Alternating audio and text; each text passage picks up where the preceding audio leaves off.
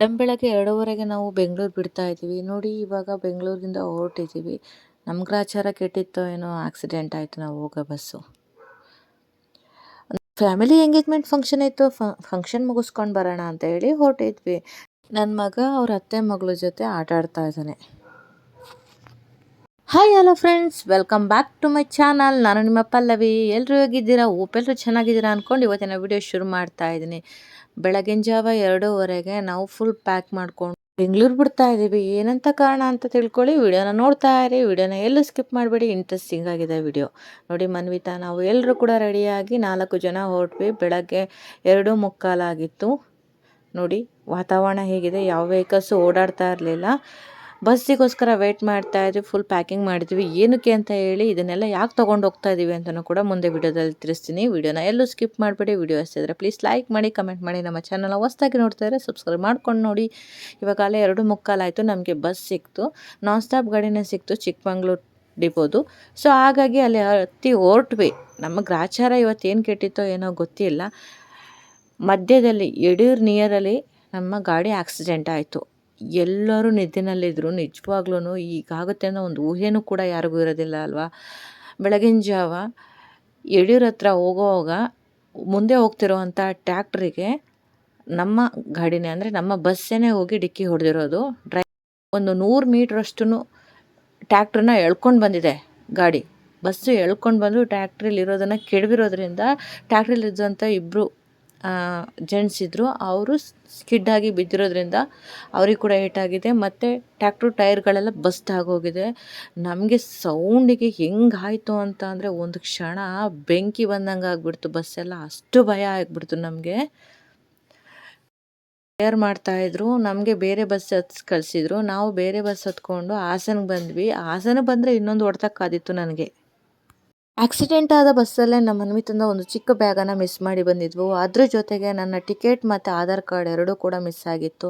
ಹಾಸನಿಗೆ ಬಂದಾಗ ಡೈರಿ ಹತ್ರ ಚೆಕಿಂಗ್ನವ್ರು ಹತ್ಕೊಂಡ್ರು. ಚೆಕಿಂಗ್ನವ್ರು ಹತ್ತಿ ನಮಗೆ ಕೇಳ್ತಾರೆ, ಆಧಾರ್ ಕಾರ್ಡು ಇಲ್ಲ, ಟಿಕೆಟು ಇಲ್ಲ. ಎರಡೂ ಕೂಡ ಇಲ್ದೇ ನಾನು ಫೈನ್ ಕಟ್ಟಿ ಬಂದಿದ್ದಾಯಿತು. ತುಂಬಾ ಬೇಜಾರಾಯಿತು. ಫಸ್ಟ್ ಟೈಮ್ ನಾನು ಈ ಥರ ಮಿಡ್ ನೈಟಲ್ಲಿ ನಾನು ಟ್ರಾವೆಲ್ ಮಾಡಿದ್ದು. ಒಳ್ಳೆ ಎಕ್ಸ್ಪೀರಿಯೆನ್ಸ್ ಆಯಿತು. ಈ ಥರ ಇನ್ಯಾವತ್ತೂ ಬರಬಾರ್ದು ಅಂತ ಅನಿಸ್ಬಿಡ್ತು. ಅಷ್ಟು ಬೇಜಾರಾಯಿತು ಕೂಡ ನಿಜವಾಗ್ಲೂ ಕೂಡ. ನೆಕ್ಸ್ಟ್ ಎಲ್ಲರೂ ಕೂಡ ಮನೆಗೆ ಬಂದ್ವಿ. ಸೇಫಾಗಿ ಮನೆಗೆ ಬಂದ್ವಿ. ಬಸ್ಸಲ್ಲಿರೋರಿಗೂ ಕೂಡ ಯಾವುದೇ ರೀತಿ ಪ್ರಾಬ್ಲಮ್ ಆಗಿರಲಿಲ್ಲ. ಎಲ್ಲ ಸೇಫಾಗಿದ್ದರು. ಬಟ್ ಅವರಿಬ್ಬರಿಗೆ ಸ್ವಲ್ಪ ಏಟಾಗಿತ್ತು. ಅವ್ರು ಆ್ಯಂಬುಲೆನ್ಸಲ್ಲಿ ಅವ್ರನ್ನ ಕರ್ಕೊಂಡು ಹೋಗೋದಕ್ಕೆ ಅಂತ ಹೇಳ್ಬಿಟ್ಟು ವ್ಯವಸ್ಥೆ ಮಾಡ್ತಾಯಿದ್ರು. ಅಲ್ಲಿಂದ ಬಂದು ಮನೆಯಲ್ಲೆಲ್ಲ ರೆಡಿಯಾಗಿ ನಾವು ಹೊರಟ್ವಿ. ಎಲ್ಲಿಗೆ ಅಂತ ಅಂದರೆ ನಮ್ಮಮ್ಮನ ತಮ್ಮನ ಮಗನ ಎಂಗೇಜ್ಮೆಂಟ್ ಇತ್ತು. ಸೊ ಹಾಗಾಗಿ ನಾವು ಅಲ್ಲಿಂದ ಬೆಂಗಳೂರಿಂದ ಬರೋದಕ್ಕೆ ಕಾರಣ ಇದು. ಮತ್ತು ಇನ್ನೊಂದು ಕಾರಣ ಇದೆ, ಹೇಳ್ತೀನಿ ಕೊನೆಗೆ ಏನಂತ ಹೇಳಿಬಿಟ್ಟು. ರೆಡಿಯಾಗಿ ಎಲ್ಲ ನಾವಿವಾಗ ಹುಡುಗಿ ಮನೆಗೆ ಬಂದಿದ್ದೀವಿ. ನೋಡಿ ಫೈನಲಿ ಹುಡುಗಿ ಮನೆನ ರೀಚ್ ಆದ್ವಿ. ಬಟ್ ಬೆಳಗ್ಗೆ ನಡೆದಿದ್ದ ಇನ್ಸಿಡೆನ್ಸಿಂದ ತುಂಬಾ ಬೇಜಾರಾಗ್ತಾ ಇತ್ತು. ಎಷ್ಟು ಭಯ ಆಗಿತ್ತು ಅಂದರೆ ನಿಜವಾಗ್ಲೂ ಕೂಡ ಏನೋ ಆಗ್ಬಿಡ್ತೇನೋ ಅನ್ನೋ ರೀತಿಯಲ್ಲಿ ಆಗಿಬಿಡ್ತು. ಎಲ್ಲರೂ ನಿದ್ದೆನಲ್ಲಿದ್ದರು. ಸಡನ್ನಾಗಿ ಆ ಥರ ಇನ್ಸಿಡೆಂಟ್ ಆದ ತಕ್ಷಣ ಎಷ್ಟು ಭಯ ಆಗುತ್ತೆ ಅಂತ ನಿಮಗೆ ಗೊತ್ತಾಗುತ್ತೆ. ಸೊ ಬಂದ್ವಿ. ಇವಾಗ ಹುಡುಗಿ ಕೂಡ ರೆಡಿ ಆಗಿದ್ದಾರೆ.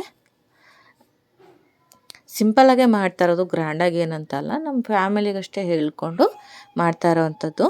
ನೋಡಿ ಇವಾಗ ಎಲ್ಲರೂ ಕೂಡ ರೆಡಿ ಮಾಡ್ಕೊತಾ ಇದ್ದಾರೆ.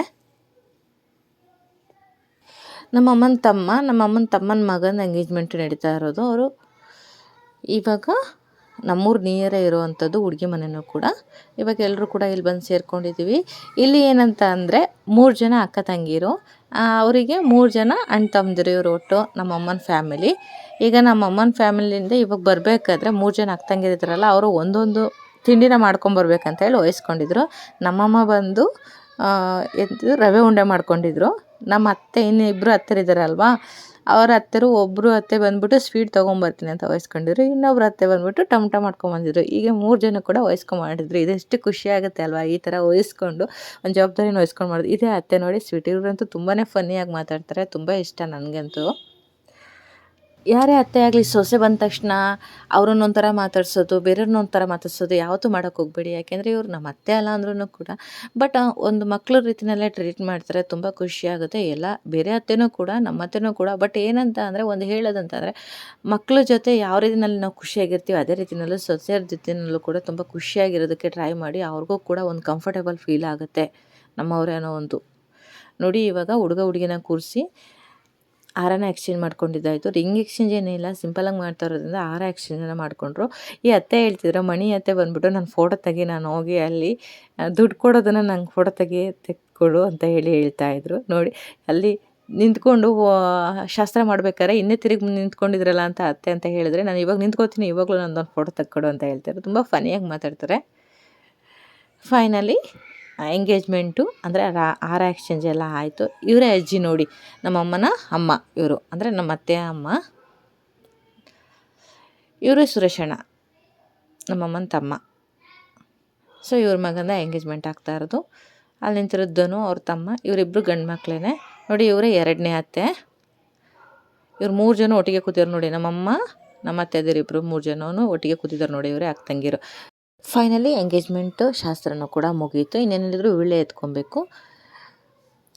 ಕೇಕನ್ನು ಕಟ್ ಮಾಡಿ ಸೆಲೆಬ್ರೇಷನ್ ಮಾಡ್ತಾಯಿದ್ರು ನೋಡಿ. ಈ ಥರ ರಿಲೇಟಿವ್ಸ್ ಎಲ್ಲ ಬಂದಿದ್ದರು, ಸ್ವಲ್ಪ ಹತ್ರದ ರಿಲೇಟಿವ್ಸ್ ಬಂದಿದ್ದರು. ನನ್ನ ಮಗ ಅವ್ರ ಅತ್ತೆ ಮಗಳ ಜೊತೆ ಆಟ ಆಡ್ಕೊಂಡು ಮಾತಾಡ್ತಾಯಿದ್ದೆ. ನನ್ನ ಮಗನಿಗೆ ತನ್ನ ತಂಗಿಗಿಂತ ಬೇರೆಯವ್ರ ತಂಗಿರು ಮಾತಾಡ್ಸೋದೇ ತುಂಬ ಇಷ್ಟ ಅನಿಸುತ್ತೆ. ಹಂಗೆ ಮಾಡ್ತಾಯಿರ್ತಾನೆ. ಇಲ್ಲೂ ಅಷ್ಟೇ, ಲತೀಶನ್ನು ಕೂಡ ಅಷ್ಟೇ ಇಷ್ಟಪಟ್ಟು ಮಾತಾಡಿಸ್ತಾ ಇರ್ತಾನೆ. ನೋಡಿ ವೆದರ್ ಹೇಗಿದೆ, ಸ್ವಲ್ಪ ಮಳೆ ಬರೋ ರೀತಿಯಲ್ಲಿತ್ತು ಲೈಟಾಗಿ. ಕೊನೆಗೆ ಫಂಕ್ಷನ್ ಎಲ್ಲ ಮುಗಿಸ್ಕೊಂಡು ಊಟ ಮುಗಿಸ್ಕೊಂಡ್ವಿ. ಊಟನೂ ಕೂಡ ಚೆನ್ನಾಗಿ ಮಾಡಿಸಿದ್ರು. ವಿಳ್ಳೆ ಎತ್ಕೊತಾ ಇದ್ದಾರೆ ನೋಡಿ. ಇವಾಗ ಇದ್ರ ಜೊತೆಗೆ ನಾವು ಯಾಕೆ ಮನ್ವಿತನ ಆಟ ಸಾಮಾನೆಲ್ಲ ತಂದ್ವಿ ಅಂತ ಅಂದರೆ, ಮನ್ವಿತನ ನಾವು ನಮ್ಮ ಅತ್ತೆ ಮನೆಯಲ್ಲೇ ಬಿಟ್ಟು ಹೋಗೋಣ ಅಂತೇಳಿ ಬಂದಿದ್ವಿ. ಯಾಕೆ ಅಂತ ಅಂದರೆ, ಅವಳು ಅಂಗನವಾಡಿನಲ್ಲಿ ಕೂರಿಸಿದ್ರೆ 15 ದಿವಸ 20 ದಿವಸ ಕೂರಿಸಿದ್ರು ಕೂಡ ಅವಳು ರೂಢಿ ಆಗ್ತಾ ಇರಲಿಲ್ಲ, ನನ್ನನ್ನು ಬಿಟ್ಟಿರ್ತಾ ಇರಲಿಲ್ಲ. ಹಾಗಾಗಿ ಅವಳನ್ನ ಸ್ವಲ್ಪ ದಿನ ಬಿಟ್ಟಿರೋಣ ಅಂತ ಹೇಳ್ಬಿಟ್ಟು ಅವಳನ್ನು ಊರಲ್ಲೇ ಬಿಟ್ಟು ಬಂದು, ಬೆಳಗ್ಗೆ ಬಸ್ಸಲ್ಲಿ ಮಿಸ್ ಆಗಿದ್ದ ಬ್ಯಾಗನ್ನು ಅವರು ಬೇರೆ ಡ್ರೈವರ್ ಕೈಲಿ ಕಳಿಸ್ತೀನಿ ಅಂತ ಹೇಳಿದರು. ಸೊ ನಾವು ಟಿ ಸಿ ಹತ್ರ ಕೊಟ್ಟಿರಿ ಅಂತ ಹೇಳಿದ್ವಿ. ಹಾಗಾಗಿ ಅವರು ಟಿ ಸಿ ಹತ್ರ ಕೊಟ್ಟಿದ್ರು, ಕಲೆಕ್ಟ್ ಮಾಡ್ಕೊಂಡ್ವಿ. ಅದೊಂದು ಖುಷಿ ಆಯಿತು. ಸೊ ಫೈನಲಿ ಬಸ್ಸಿಗೆ ಹತ್ತೋದಕ್ಕೆ ಎಷ್ಟು ರಶ್ ಇತ್ತು ಅಂದರೆ, ನೋಡ್ತಾ ಇದ್ರಲ್ಲ ನೀವೇನೇ, ಅಷ್ಟು ರಶ್ ಇತ್ತು. ಫೈನಲಿ ಬಸ್ ಹತ್ಕೊಂಡು ನಾವು ಬೆಂಗಳೂರು ರೀಚ್ ಆದ್ವಿ. ಎಂಗೇಜ್ಮೆಂಟ್ ಎಲ್ಲ ಚೆನ್ನಾಗಾಯಿತು. ಮನ್ವಿತನ್ನ ಊರಲ್ಲೇ ಬಿಟ್ಟು ಬಂದು ಅದೊಂದು ಬೇಜಾರಾಯಿತು. ವಿಡಿಯೋ ಇಷ್ಟ ಆದರೆ ಲೈಕ್ ಮಾಡಿ, ಕಮೆಂಟ್ ಮಾಡಿ, ಸಬ್ಸ್ಕ್ರೈಬ್ ಮಾಡಿ. Thank you for watching.